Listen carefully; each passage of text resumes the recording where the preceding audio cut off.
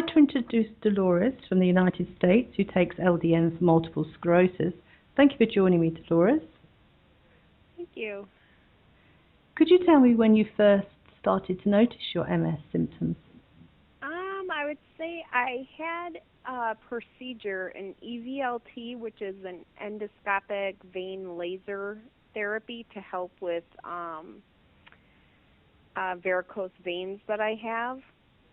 And right after I had that procedure, I developed really bad foot drop, and I was tripping over my feet. I wasn't able to run any longer, and it really impacted my life. So that was a year and a half ago.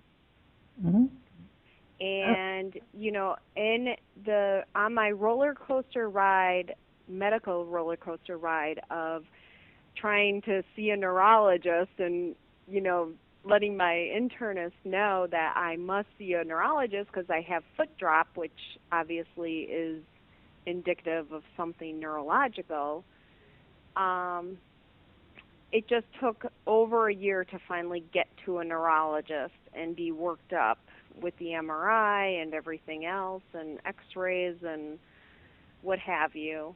And I was diagnosed with multiple sclerosis, which I have lesions on my head, on my cervical spine, on my thoracic spine, and that it just was a big shock considering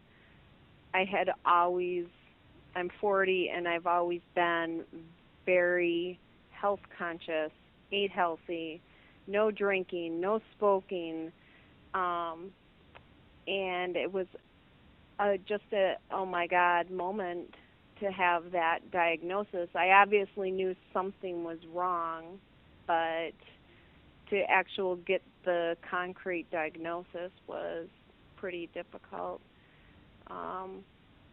I have vision issues with the multiple sclerosis that my initial problem was probably 5 years ago, but my eyesight came back completely at that time, and probably now within the last 6 months the vision problem is back again. The low-dose naltrexone I initially heard and found out about through reading Julia Sopchak's book,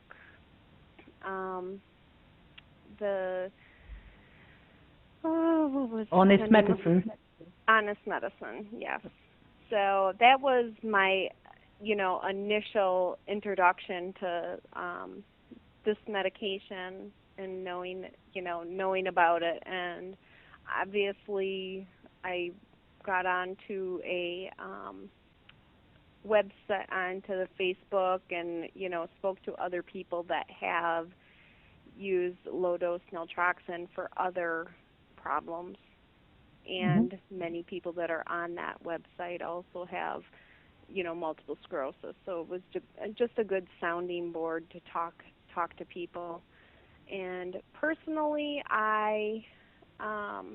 considering that MS is considered an idiopathic disease that, the regular medical foundation doesn't even know what it's from, I personally take a lot more stock in listening to anecdotal evidence from people that actually use the medication.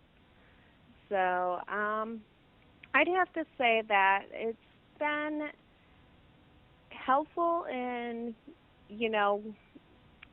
making me feel a little bit stronger and able to walk. It's kind of difficult to really assess with, just being fairly new to this MS thing, and it really is just an odd disease because it comes and goes as it does. But how long was it after you were diagnosed before you heard about LDN? Within probably a month and a half. And how easy was it to obtain a prescription? It was very difficult, extremely difficult, and I had many doctors. I have a vascular surgeon. I have a psychiatrist. I have a general practitioner.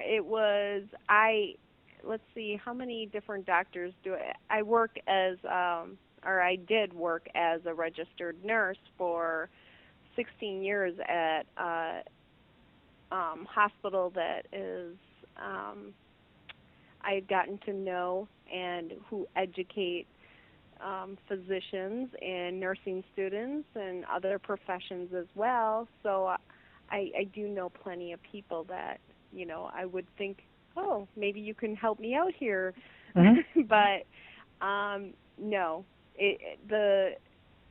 something about, I don't know if it's considered, because it's considered an opiate antagonist, they hear the word opiate and they say, oh no, we're not prescribing that. I mean, it's kind of funny because it's like, did you hear? It's opiate antagonist. It means that it counteracts, an opiate medication. So it's kind of difficult when you're talking to medical professionals that don't truly understand the information when it's, when they get it from, I don't know, they make it out like they're getting the information from left field. But I know they study medication in school, so I don't understand why it was so difficult to obtain a prescription. However it was, I ended up going to a holistic doctor, and he gave me the prescription. And when you first started, did you notice any introductory side effects? Yes, I did. Initially, I started with 2 mils, which would be 2 milligrams, because I made it a 1-to-1 ratio in order to, change while I was figuring out what dosage in order to get up to the 4.5. So I had the liquid formula of a 1-to-1 ratio. And initially I used 2 milligrams.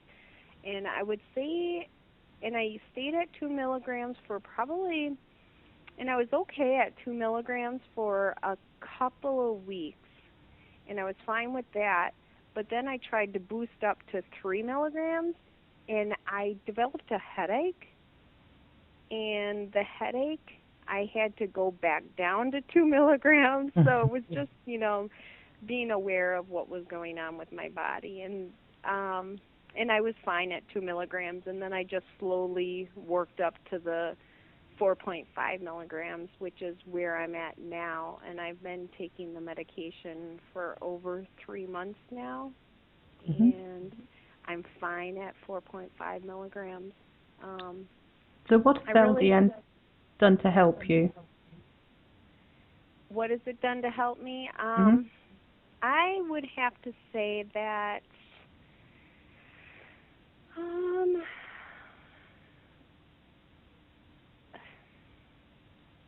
I think that it has improved, it improved my bladder functions, which, if you're familiar with the multiple sclerosis, it affects both your bladder, and it can have effects on your bladder and your GI tract. So it's difficult to have control over stopping. If you have to go to the bathroom, you have to go immediately. There's no waiting a couple of minutes. It's immediately. And I'd have to say, with taking the low-dose naltrexone, I have more control over that. It's not like all of a sudden I'm thinking I have to go and poof, I'm, emptying my bladder. So that is quite an important thing for a 40-year-old woman, I'd have to say. Did it help with fatigue? Was that a problem? No, I've never had massive fatigue. I mean, I'd have to say that it definitely, I've never had really bad fatigue. Hmm. And um, so I never had that problem. What would you say about your eyesight? My eyesight, my eyesight right now, it's not bad. Like I can see pretty good, but I still have I can't walk very quickly because then my eyesight dims down a little bit. Hmm. So it's not, I can still see. However, uh, if I walk a little too quickly, my eyes dim down just a little bit. And it's not, it just is how clear you're able to actually see. It's not that I can see just fine. I know when something's in front of me, but Hmm. it's not, I've always had perfect vision. So to go from perfect vision to not having clear perfect vision is just one of those things. But I'd have to say that it's still there. I mean, it hasn't helped in that Hmm. regard. I mean, obviously, um, the It's hope still is, very early days for you, though, yeah, isn't it? I mean, it is. personally, I continued improving on LDN for about 18 months, Uh-huh. so it will That's be hopeful. interesting. That's very Exactly. hopeful to me, and you know what? There's nothing wrong with having a little hope. So I'm hoping that it will just continue to, you know, do just that and help with the many issues that I have. So What would you say to other people who are contemplating trying LDN? I would actually feel that, you know, depending on what their circumstances are, and probably the biggest thing, like I have a healthy system, and obviously people coming in, um, you want to know like their whole overall, you know, bodily functions, physiology. Um, I feel pretty comfortable with that. But I look at like the one thing about a very high dose of naltrexone, they focus in on the liver functions and stating, you know, that it can cause liver problems. And that's at a very high dose. And of course, these are people that at the higher doses had physical addictions. So is their liver problems because of their physical addictions, or was it the high dose of the naltrexone?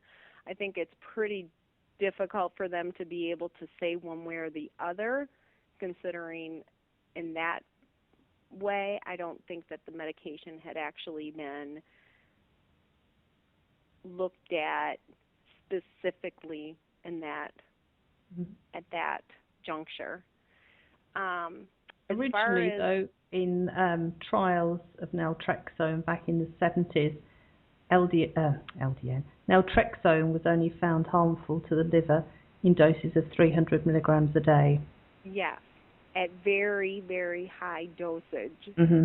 But I'm just saying, like if they want to look at something to be worried about, that would probably be my biggest worry. However, I think that again, you're taking it at a much lower level, Hmm. so it's probably not. No, it really it's not going to have the same effect as taking 300 milligrams. And Okay. even then, taking I think it's difficult for them to really have the knowledge to know if it was actually the medication or if it's from other addictive medications that they had Hmm. ingested. Hmm. As far as I think that it's very low possibility that it can have any negative effects on a person.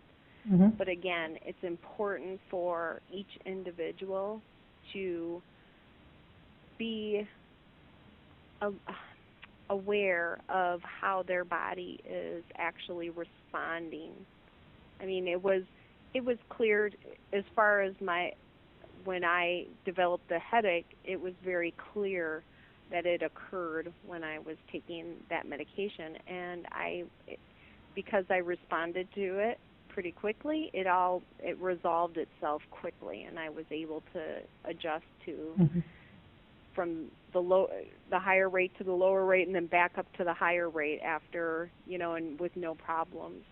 So I feel very comfortable actually suggesting this as a possibility for people, and as long as each individual listens to their body at each juncture, even if it's just a headache, or I mean, they need to really listen to their bodies and be aware. Thank you very much for sharing your experience with us, and I look forward to hearing how you progress in the months to come.